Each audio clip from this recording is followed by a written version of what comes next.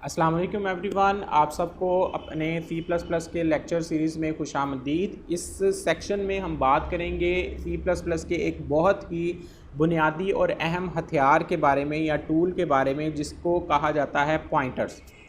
Pointers basically किसी भी चीज़ की तरफ निशानदेही करने वाले को कहते हैं, लेकिन अभी इससे पहले कि हम पॉइंटर्स पे बात करें, हम बात करेंगे रेफरेंस पर और अपने कुछ वेरिएबल्स को रिकैप करेंगे, वेरिएबल डिक्लेरेशन के मेथड को।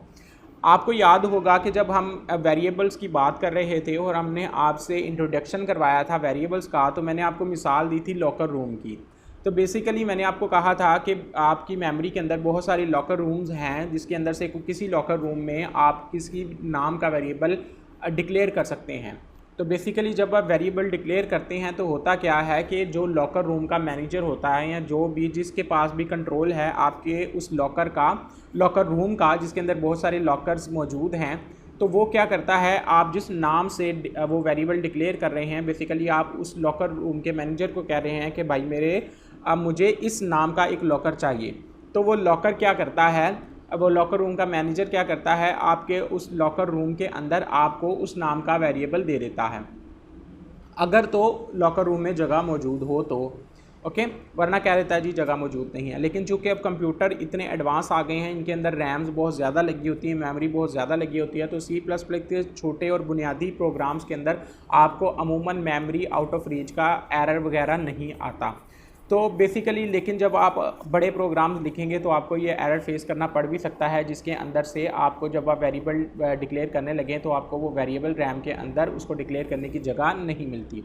इस तरह के मामलात के साथ कैसे जो है वो डील करना है, उसके बारे में हम अगले लेक्चर्स में बात करेंगे। लेकिन इस लेक्चर में जो हम बात कर रहे हैं वो हम बात कर रहे हैं वेरिएबल के एड्रेस की, फ़िज़िकल एड्रेस की।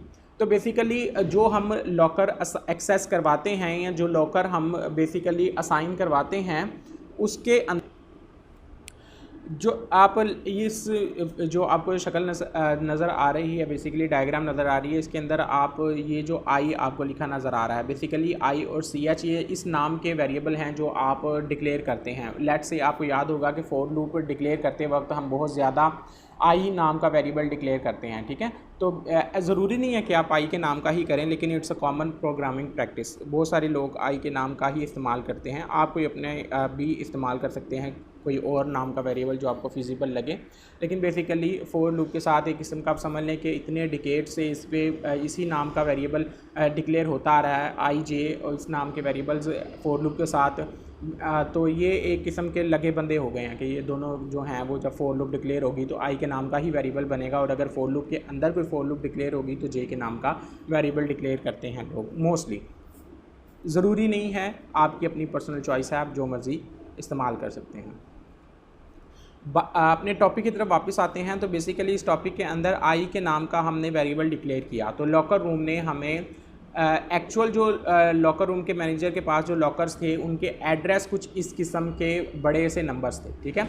अब जाहिर सी बात है लॉकर रूम बहुत बड़े हो गए हैं, उसके अंदर लॉकर्स की तादाद भी बहुत ज़्यादा है। जैसे आप 8 GB की रैम लगाई है, 4 GB की, 8 GB की, 6 GB की, आपने 16 GB की अब तो रैम लग रही हैं लैपटॉप्स के साथ, तो आपने जितनी बड़ी रैम होगी उतना ये नंबर बड़ा होगा।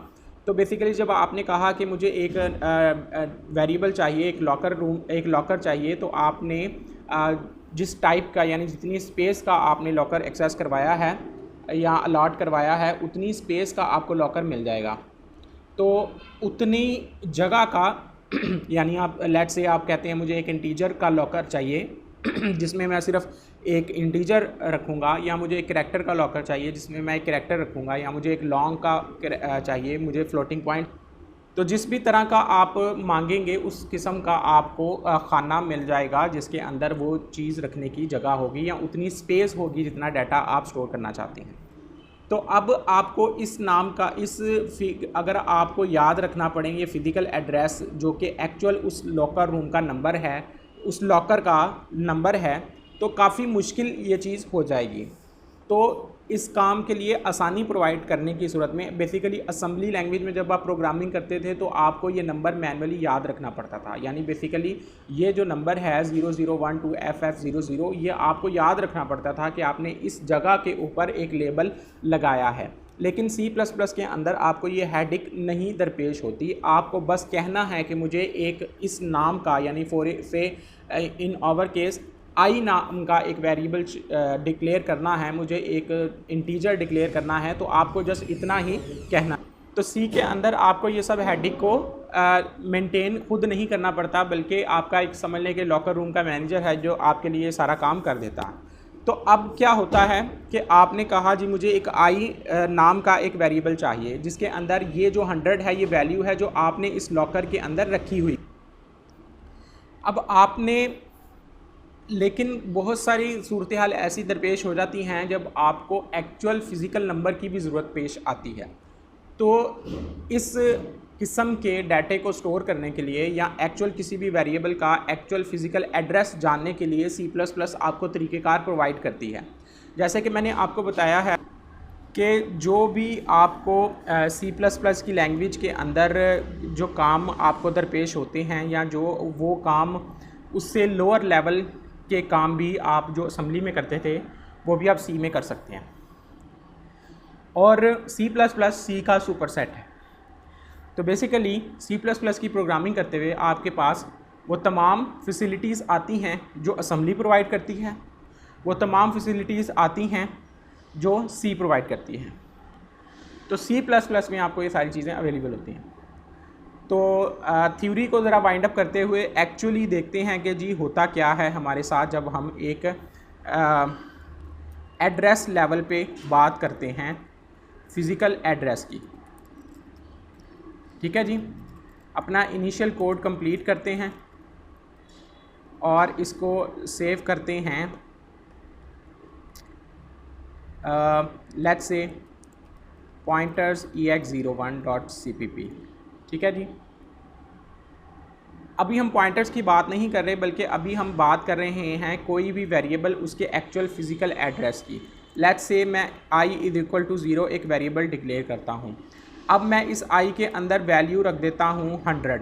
ओके, मैं सी आउट करता हूँ i को, तो मुझे क्या जो है वो आउटपुट मिलेगी। अब तो आपको इस बात का पता होगा कि स्क्रीन के ऊपर क्या आउटपुट डिस्प्ले होगी। आपने एरर यकीनन नोट कर लिया होगा, जल्दी से उसको फिक्स करते हैं और आगे चलते हैं जी। तो मुझे जो आउटपुट मिली है वो है 100, यानी कि i के अंदर जो मैंने वैल्यू एक्चुअली स्टोर की है वो वैल्यू मुझे मिलेगी। और ये बात अब तक आपको अच्छे से पता चल गई होगी कि आपको एक्चुअल जो फिज़िकल मेमोरी एड्रेस है उसके साथ टैकल नहीं करना पड़ता, बल्कि आपको जस्ट i = 0 या i = 100 या i = whatever value you want to put in that variable, आपको सिर्फ वो वैल्यू बतानी है। तो i और वैल्यू सिर्फ इन दो चीज़ों से आपका वास्ता पड़ रहा है, लेकिन आप एक्चुअल फ़िज़िकल एड्रेस जानना चाह रहे हैं जिसके ऊपर आपका i नाम का जो लेबल है वो लगा हुआ है। तो उसके लिए एक जो है वो चीज़ जो हमें प्रोवाइड करती है सी लैंग्वेज, वो है एम्परसैंड का साइन। एक्चुअली ये साइन आपने एंड लॉजिक में देखा था, लेकिन यहाँ ये रेफरेंस के तौर पर इस्तेमाल हो रहा है। रेफरेंस वेरिएबल बेसिकली जब किसी भी वेरिएबल के नाम से पहले हम ये एम्परसैंड लगाते हैं, साइन लगाते हैं, तो ये उसका एक्चुअल फ़िज़िकल एड्रेस हमें रिटर्न करता है कि उसका एक्चुअल फ़िज़िकल एड्रेस क्या है, जो कि हेक्साडेसिमल वैल्यू यहाँ आप देख रहे हैं 0x22FE4C। तो ये एक्चुअली उसका एड्रेस है जो कि हमें मिलता है जहाँ पर ये वेरिएबल पड़ा हुआ है। तो आज के लेक्चर के लिए इतना ही। अगले लेक्चर में हम देखेंगे कि इस एड्रेस के साथ हम क्या कर सकते हैं और अपने प्रोग्राम के अंदर इस किस्म के एड्रेसेस को स्टोर करने के लिए हम क्या कर सकते हैं। यहाँ मैंने आपको रेफरेंस सिर्फ एड्रेस लेने के लिए बताया है, अभी रेफरेंस वेरिएबल्स को डिक्लेयर करना और उनका इस्तेमाल करना मैंने नहीं बताया, बल्कि इससे नेक्स्ट लेक्चर में भी हम इस पर बात नहीं करेंगे, बल्कि हम पहले पॉइंटर्स पर बात करेंगे, चूँकि ये सेक्शन हमने ख़ास तौर पर मुख्तस किया है पॉइंटर्स के लिए।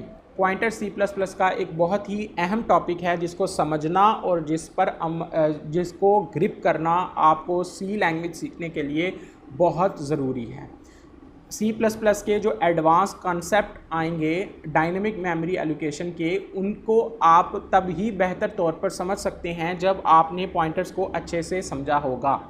बल्कि अगर आप सी लैंग्वेज के ही सी प्लस प्लस लैंग्वेज के अंदर ही एडवांस लेवल की कोई कमर्शियल लेवल की एप्लीकेशन भी बिल्ड करते हैं तो वो उसके अंदर भी ग्राफिकल इंटरफेस से रिलेटेड जितने कॉन्सेप्ट्स होंगे वो सारे आपको तब ही बेहतर तौर पर समझ आ सकेंगे जब आपने पॉइंटर्स और रेफरेंसेस को अच्छे से समझ लिया होगा।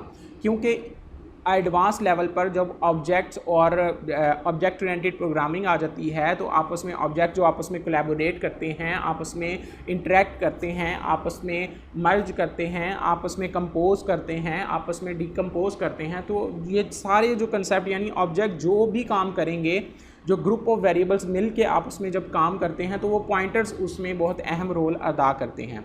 कोई भी ऐसी चीज़ या कोई भी ऐसा स्ट्रक्चर जिसके अंदर ग्रुप ऑफ वेरिएबल्स मिल जाएंगे, वहाँ पॉइंटर्स का किरदार बहुत ज़्यादा होगा। तो इस सेक्शन को आप बहुत ही गौर से देखिए। अगरचे इस सेक्शन के अंदर हो सकता है कि प्रैक्टिकल लाइफ की एग्जांपल कोई इतनी ज़्यादा अच्छी आपको देखने को ना मिले, लेकिन इसको ग्रिप करना बहुत ज़रूरी है। तो अगले लेक्चर में मिलते हैं। इस लेक्चर के लिए इतना ही, तब तक के लिए अपना ख्याल रखिएगा। अल्लाह हाफिज़।